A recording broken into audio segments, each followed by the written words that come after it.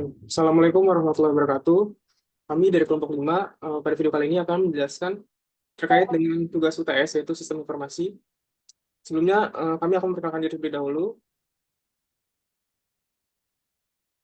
Saya Dito Aritrinas dengan NPM 23150611015. Saya Sultan Bani Hakim dengan NPM 2315061103. Saya Arfan Andika dengan NPM 2315061019. Jadi dalam sistem informasi ini kami akan mengelola yaitu sistem pengelolaan reservasi hotel. Yang dimana pertama yaitu mengenai tentang analisis kebutuhannya.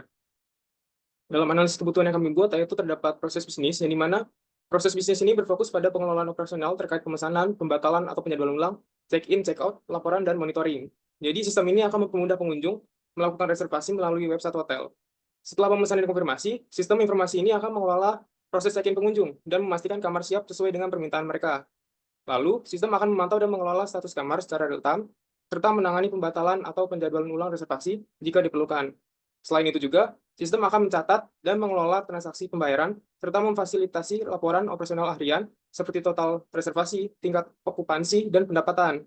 Setelah tamu check-out, sistem nanti akan memproses pembayaran akhir dan dapat mengumpulkan umpan balik dari tamu untuk meningkatkan kualitas layanan.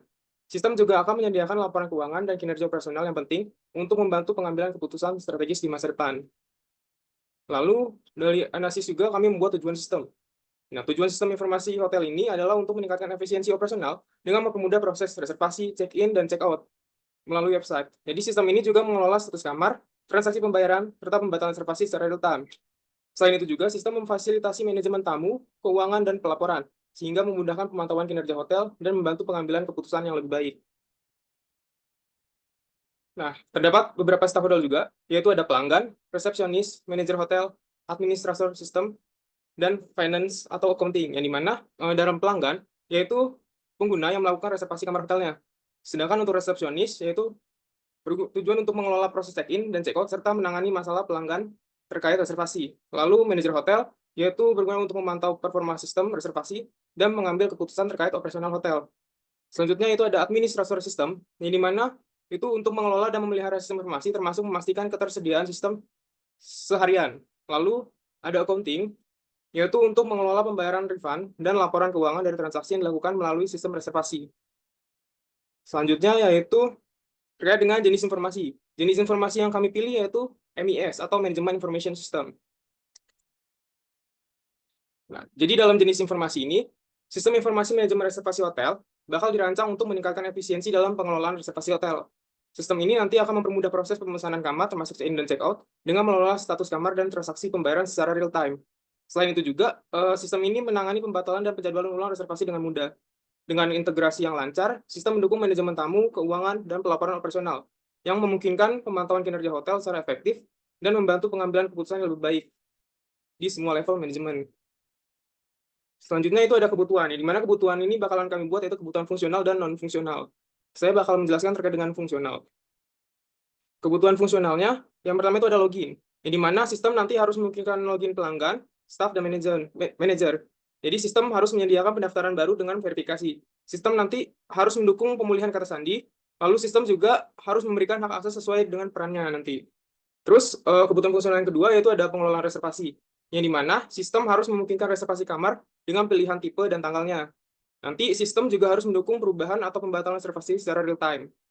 Lalu sistemnya nanti bakal mengelola ketersediaan kamar. Terus yang ketiga itu ada proses check-in dan check-out, yang dimana nanti sistem bakal menyediakan check-in atau check-out secara otomatis atau manual. Jadi sistem bakal verifikasi reservasi saat check-in, dan sistem juga bakal menyelesaikan transaksi saat check-out. Lalu ada modul pembayaran, yang dimana sistem nantinya akan memproses pembayaran online yang aman. Jadi sistem harus menangani refund dan penyesuaian pembayarannya sesuai dengan pelanggan nanti. Lalu kebutuhan fungsional lanjutannya yaitu ada modul keuangan, yang dimana sistemnya nanti bakal menghasilkan laporan keuangan hariannya. Jadi sistem bakal melacak pendapat dan pengeluaran per kamarnya. Lalu ada manajemen kamar, yang dimana sistem nanti bakal menampilkan status kamar secara real time. Terus sistem juga bakal mengkoordinasikan tugas dari housekeeping yang ada di hotelnya. Terus ada pengelolaan staff, yang dimana sistem harus mendukung jadwal dan absensi staff.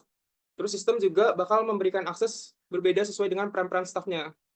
Terus kebutuhan lanjutannya itu ada pelaporan dan analisis, yang dimana sistem nanti bakal menyediakan laporan kinerja operasional, lalu sistem juga bakal memberikan akses laporan harian hingga bulanan. Lalu yang terakhir dari kebutuhan fungsionalnya itu bakalan ada umpan balik tamu, yang dimana sistem bakal mengumpulkan dan menganalisis feedback dari tamu yang telah datang atau memesan hotel. Lalu sistem juga bakal menyimpan data untuk evaluasi dari hotel tersebut. Selanjutnya itu ada kebutuhan non fungsional bakal dijelaskan oleh kawan saya.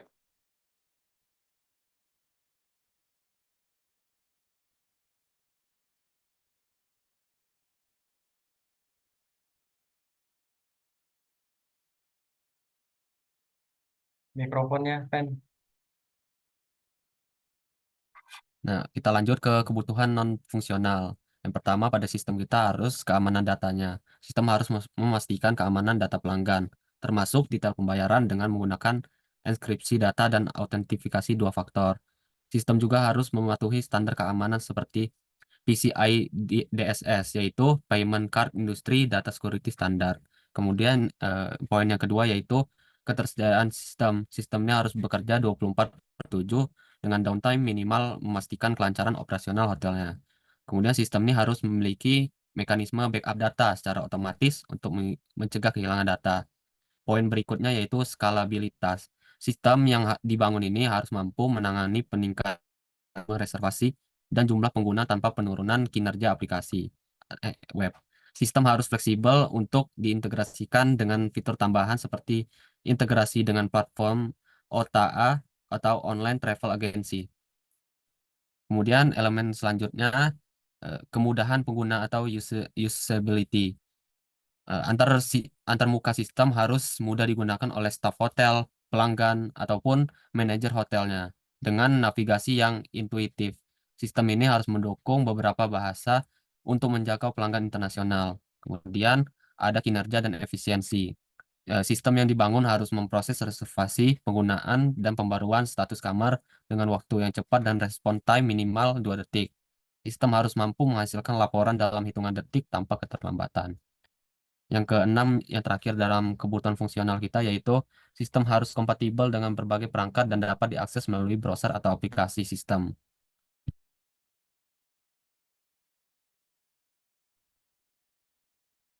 Ya, kita lanjut ke use case diagram. Pada use case diagram ini, user harus diwajibkan untuk login. User di sini ada 3 aktor yaitu tamu, manajer, dan staff.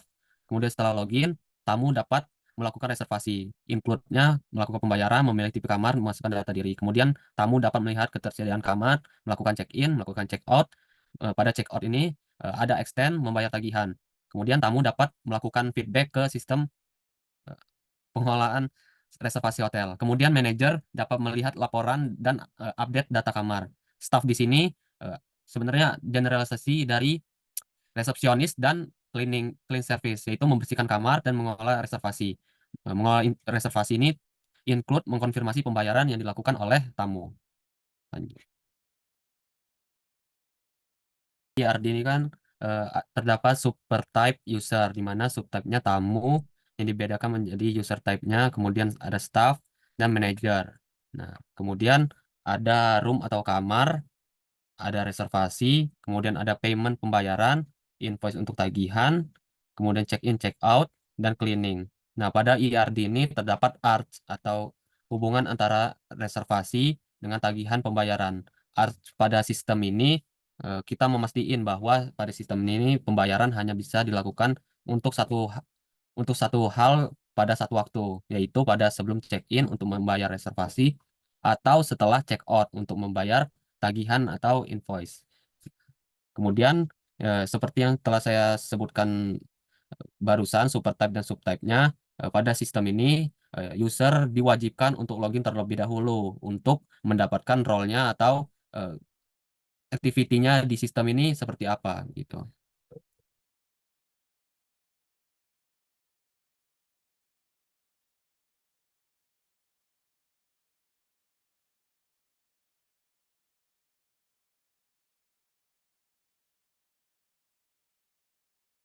Bani.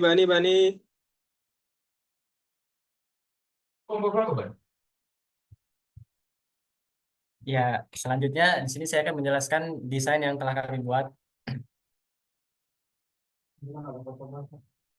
Pada tampilan pertama, di sini user akan melakukan pendaftaran bila user belum memilih akun. User akan memasukkan email, username, dan juga password. Apabila user sudah memiliki akun, maka dia akan masuk ke laman login. Di situ user hanya memasukkan email dan password saja. Setelah user berhasil login, pada sistem akan ditampilkan pop-up user berhasil login. Tapi apabila user gagal login, maka ada kemungkinan antara username atau password yang user masukkan salah, maka akan timbul pop-up untuk memasukkan ulang password atau username-nya. Di sini tampilan mockup untuk usernya. Pada website ini, tampilan mockup untuk user di homepage-nya akan berisi data jenis-jenis kamar dan juga fasilitasnya. Next.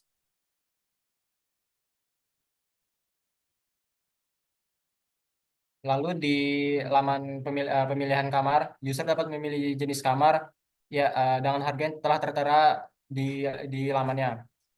Lalu setelah itu akan melakukan pemesanan dengan mengisi registrasi yang harus diisi.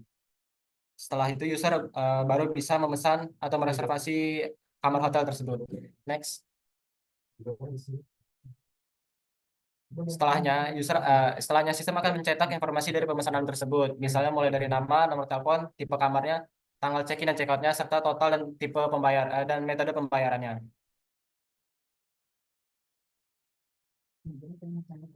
Lalu selanjutnya ada mockup untuk tampilan admin.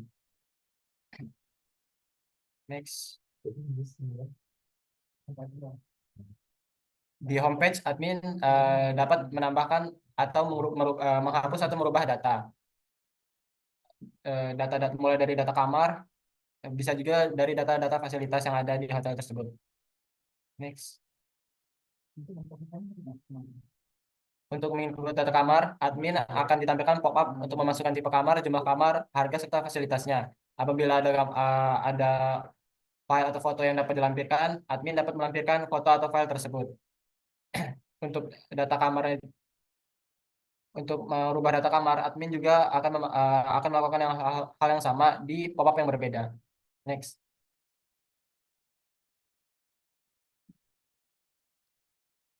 Lalu selanjutnya admin juga dapat melakukan input dan juga edit fasilitas yang ada di hotel saat ada dengan memasukkannya di pop-up input dan edit data fasilitas. Next.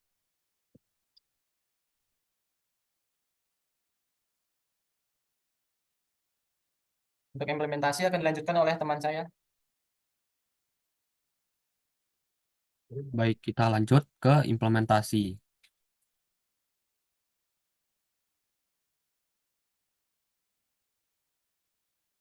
Nah, implementasi pada sistem kita yang pertama itu UI pengguna atau antarmuka pengguna. Menampilkan ketersediaan kamar secara real time baik dari tipenya, fasilitas, harga, promosi. Tamu dapat membandingkan pilihan kamar dan mengisi formulir reservasi dengan detail pribadi. Kemudian metode pembayaran yang aman. Metode pembayaran pada sistem kami yang mendukung itu kartu kredit, transfer bank, dompet digital, tentunya dengan enkripsi. Kemudian otomatisasi pengelolaan reservasi. Tamu dapat mengubah atau membatalkan reservasi melalui akun mereka. Kemudian notifikasi otomatis dan pembaruan status kamar akan secara real time di back-end-nya.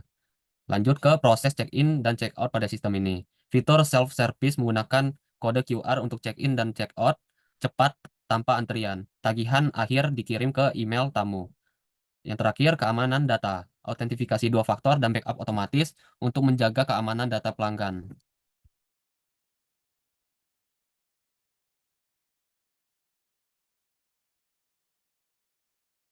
Lanjut ke testing.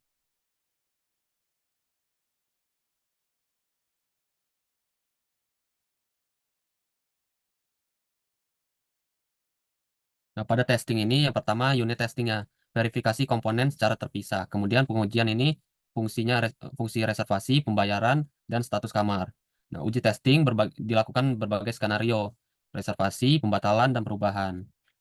Kemudian lanjut ke integrasi, testing, uji interaksi antar modul. Kemudian memastikan aliran data, antara reservasi, manajemen, kamar, dan keuangan. Kemudian deteksi masalah antar komponen. Selanjutnya, sistem testing. Eh, Evaluasi kinerja sistem secara keseluruhan. Kita uji skenario dengan banyak pengguna, menguji kecepatan dan stabilitasnya terhadap banyak pengguna tersebut. Kemudian pengujian beban. Pada kasus banyak pengguna mengakses sistem web dalam satu waktu, kita harus menguji lonjakan trafiknya. Kemudian lanjut ke security system. Kita identifikasi celah keamanan yang mungkin ada di sistem kita.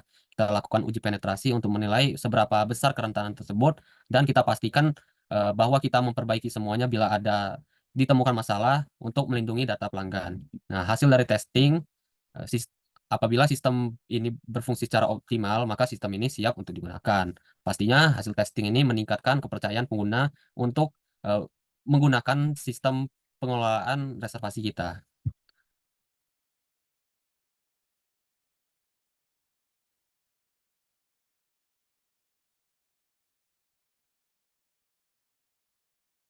Yang terakhir ada maintenance. Nah, kemudian kita lanjut ke maintenance. Maintenance sistem pengelolaan reservasi hotel berbasis website adalah langkah penting untuk memastikan sistem tetap berfungsi dengan baik dan mampu beradaptasi dengan kebutuhan pengguna yang berubah. Proses ini mencakup beberapa aspek, masing-masing bertujuan untuk menjaga kualitas, keamanan, dan kinerja sistem setelah deployment. Yang pertama itu pengecekan rutin. Tim IT harus secara berkala memonitor kinerja server, memeriksa log kesalahan, dan pembaruan perangkat lunak untuk keamanan dan menambahkan fitur baru bila ada. Kemudian pengelolaan data. Data transaksi dan informasi pengguna harus dikelola dengan baik, termasuk pencadangan secara berkala untuk mencegah kehilangan informasi. Yang ketiga itu pembaruan keamanan. Tim keamanan memantau ancaman terbaru dan menerapkan patch untuk melindungi sistem dari serangan. Yang keempat, feedback dari user, mengumpulkan masukan dari pengguna setelah sistem diluncurkan, membantu tim kami untuk mengidentifikasi masalah dan menemukan atau menentukan fitur baru yang diinginkan pengguna. Yang terakhir, perencanaan pengembangan jangka panjang. Tim pengembangan merencanakan peningkatan fungsionalitas untuk memenuhi harapan pelanggan yang berkembang dan tetap kompetitif. Ini bisa meliputi integrasi dengan platform pihak ketiga atau penambahan fitur baru. Sekian penjelasan dari kelompok kami, dari kelompok 5. Mohon maaf apabila terdapat salah kata. Kami akhiri. Wassalamualaikum warahmatullahi wabarakatuh. Gila coy, bagian gua diambil coy.